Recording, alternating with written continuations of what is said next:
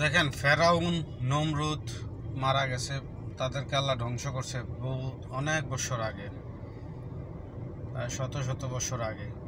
কিন্তু তাদের কিছু বংশধর রয়ে গেছে পৃথিবীতে, আল্লাহ তাআলা তাদেরকে রেখে দিয়েছেন। আর তার ভিতরে দেখেন 40 থেকে 60% আছে বাংলাদেশে। তার মানে বাংলাদেশে যত ব্যবসায়ী আছে তারা হইল নমরুদের বংশধর আর ফেরাউনের বংশধর। এই জন্য সাধারণ মানুষে এত ভোগান্তিতে রাখছে।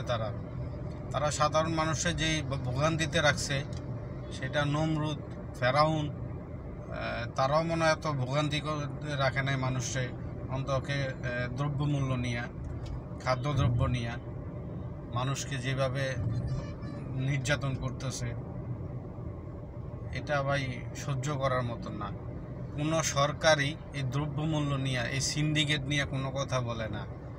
এই সিন্ডিকেটের এত পাওয়ার আসে কোথা থেকে, এই জিনিসটাই আমি বুঝতেছি না। তারা কি সরকারের থেকেও শক্তিশালী? এটা তো তাইলে সাবেক বাণিজ্য মন্ত্রীর কথা হয়ে যায় যে সিন্ডিকেট ভাঙা এত সহজ না, তারা সরকারের চেয়েও শক্তিশালী। ভাই তারা এত শক্তি পায় কই, একটু জানাবেন।